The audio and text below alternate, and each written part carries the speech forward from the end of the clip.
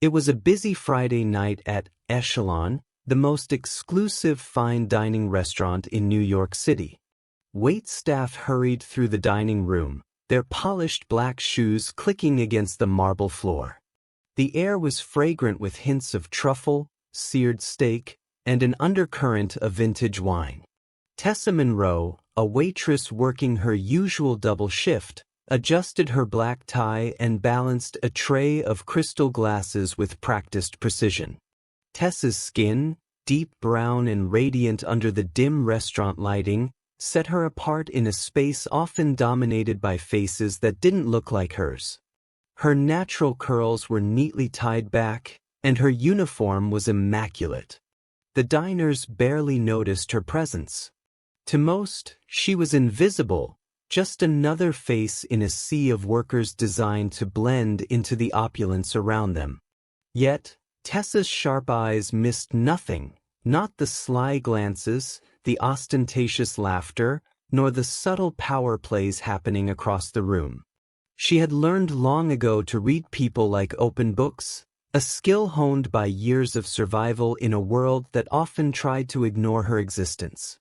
But tonight was different. A table of 4 wealthy patrons sat in the center of the room, their voices loud and condescending. They laughed at jokes that weren't funny, belittled the staff for minor delays, and swirled their wine with an air of self-importance. As Tessa approached the table, balancing an ornate bottle of Chateau Margaux, she overheard one of the women murmur, her tone clipped and derisive, "Why do they always hire people like that?" She tilted her head toward Tessa. "People like what?" another patron asked, a smirk playing on his lips. "You know," she replied, lowering her voice but not enough to escape Tessa's sharp hearing. "People who don't quite fit?" Tessa's stomach churned as the man chuckled. "It's charity, darling. Diversity quotas, or something like that?" The weight of their entitled gazes pressed against her like a physical force, and her fingers tightened slightly on the bottle. Her heartbeat quickened, but she kept her face neutral. Years of enduring such comments had taught her how to mask the sting. "Excuse me, miss," one of the men drawled, his gold watch catching the light. "This wine is warm. Don't you know how to serve a proper bottle? Or is that beyond your skill level?" Tessa's lips tightened into a polite smile. "I apologize, sir. I'll bring a chilled bottle right away."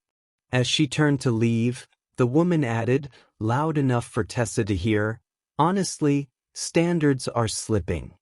But what can you expect?" Her words stung like barbs, but Tessa kept walking, her back straight. She had heard worse before, but tonight, their disdain felt especially raw. What the diners didn't know was that Tessa Monroe wasn't just any waitress. She was the estranged granddaughter of Harold Delacroix, the enigmatic founder of Echelon and one of the most influential restaurateurs in the country.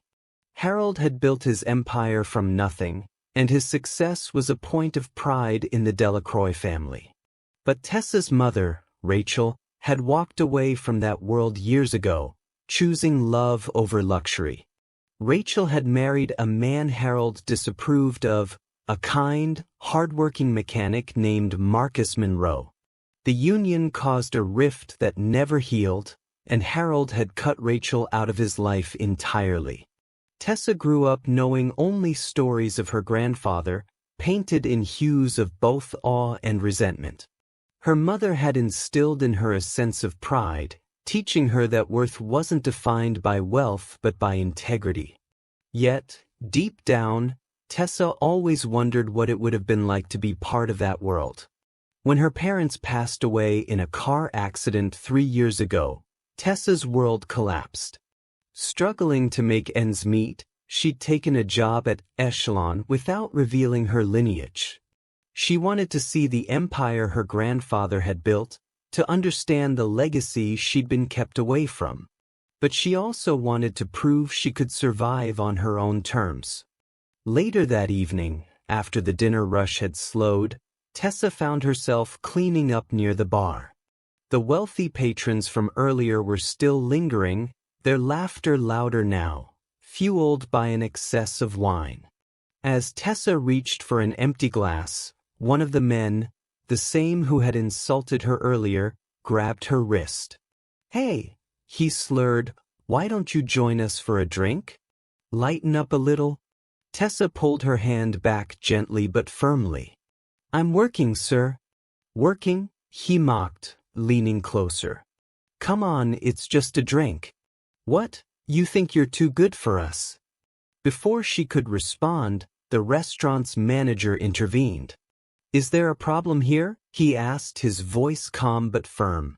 "No problem," Tessa replied quickly, though her heart raced. She could feel the patrons' eyes on her, their disdain palpable. "Actually, there is a problem," the man sneered.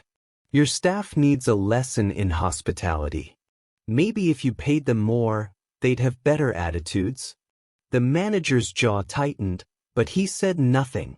Tessa could see the frustration in his eyes. It was a losing battle. The customers always came first, no matter how poorly they behaved. Unbeknownst to everyone, Harold Delacroix himself had been sitting in a private booth, observing the night unfold. Now in his late 70s, Harold rarely visited the restaurant anymore, leaving the day-to-day operations to others. But tonight, something had drawn him out of his solitude. He'd noticed Tessa immediately. Though she resembled her mother, there was something distinctly her own about her presence, a quiet strength, a grace under pressure. When he saw how the patrons treated her, anger simmered beneath his composed exterior. After the restaurant closed, Harold approached the manager.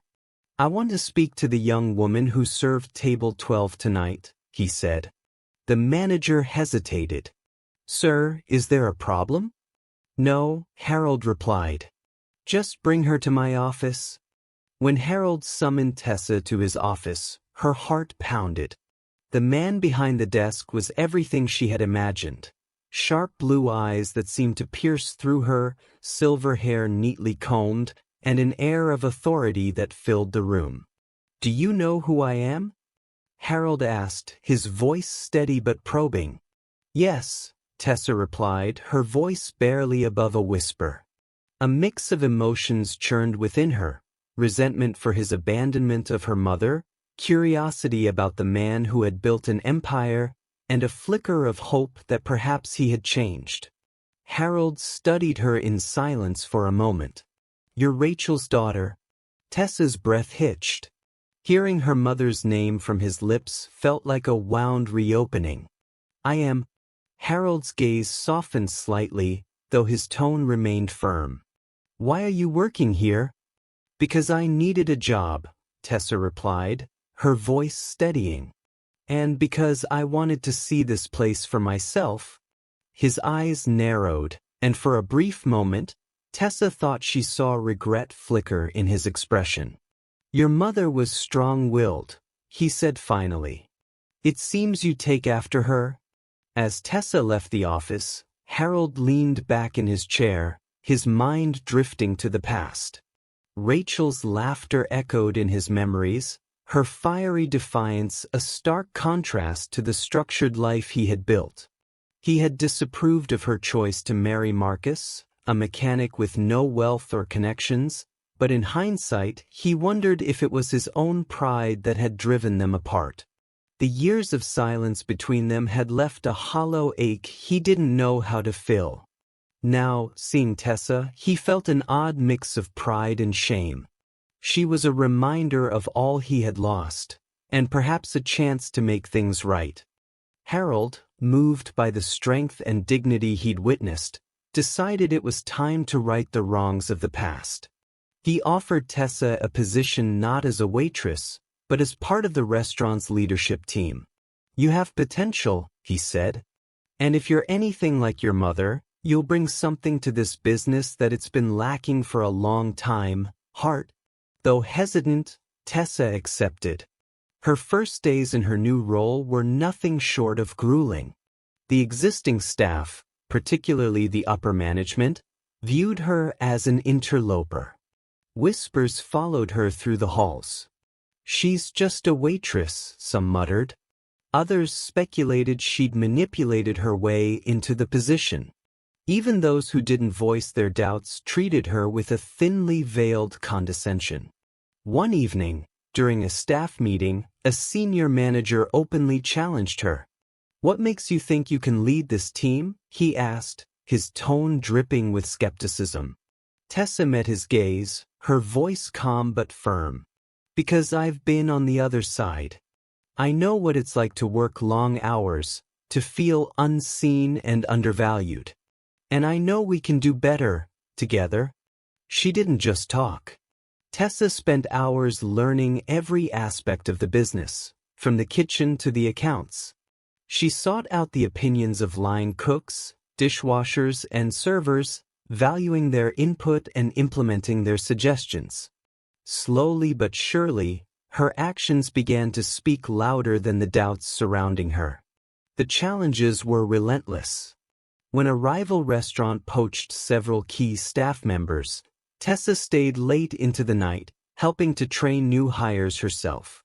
When a disgruntled manager deliberately undermined her by misreporting finances, Tessa uncovered the discrepancies through meticulous audits and confronted him with undeniable evidence. She didn't demand his resignation. Instead, she gave him a chance to make amends, earning the respect of others who had doubted her. One evening, disaster struck. The restaurant's refrigeration system failed just hours before a high-profile event. Thousands of dollars worth of ingredients were at risk of spoiling, and the staff was in a state of panic. Tessa immediately took charge. "Start by moving the perishables to the smaller backup units," she instructed, rallying the team. While the staff worked, Tessa called every nearby restaurant and catering company, negotiating temporary storage for the remaining ingredients. But the crisis didn't end there. The evening's menu had to be adjusted on the fly. Tessa worked with the chefs to create a new lineup of dishes using what was salvageable. She personally communicated with the event organizers, apologizing for the inconvenience and ensuring them that the quality of the meal would not be compromised. When the event began, no guest could tell anything had gone wrong. The evening was a resounding success, and word of Tessa's quick thinking spread among the staff. Even the most skeptical managers began to see her in a new light. Under Tessa's leadership, Echelon underwent a profound transformation. She began by implementing policies to ensure fair wages and respectful treatment for all staff. Tessa introduced anonymous feedback systems, ensuring every voice was heard without fear of retaliation. She organized training programs that allowed entry-level staff to advance within the company, creating pathways for growth that had never existed before. Her efforts extended beyond the restaurant's walls. Tessa partnered with local organizations to create culinary training programs for underprivileged youth. Echelon became a beacon of opportunity, a place where people could rise through hard work and talent. The same wealthy patrons who had humiliated her months before returned to the restaurant one evening, unaware of her new role. This time, Tessa greeted them personally, her head held high. "Welcome to Echelon," she said with a warm smile. "I hope you enjoy your evening." Their faces froze in shock. The man who had grabbed her wrist shifted uncomfortably in his chair, avoiding eye contact. The woman who had mocked her standards of service stared at Tessa as though seeing her for the first time. Their laughter from months ago seemed like a distant memory, one that now tasted bitter. "Is there anything we can do for you?" Tessa asked politely, her tone devoid of malice but full of quiet strength. One of the patrons stammered, "No, thank you. We're fine." As they dined, the atmosphere at their table was subdued. They watched as Tessa moved through the restaurant, interacting with staff and guests with genuine warmth and authority. The contrast to their earlier behavior was stark, and they left that night with more than just a meal. They carried with them a lesson about respect and humility. Word of Tessa's journey spread, and she became a symbol of resilience and empowerment. She was invited to speak at industry conferences, where she shared her vision for a more inclusive and compassionate workplace. Her story inspired countless others, proving that true strength lies not in wealth or power, but in the courage to stand tall and make a difference. Tessa's grandfather, watching her from the sidelines, felt a pride he hadn't known in years. He saw in her the best parts of Rachel and himself, a blend of compassion and determination that was transforming Echelon into more than just a restaurant. It was becoming a movement. Through her actions, Tessa not only honored her mother's legacy but also carved out her own place in the world. The heiress nobody knew had finally stepped into the spotlight, and she was determined to use it to illuminate the path for others. Her story wasn't just about reclaiming her rightful place.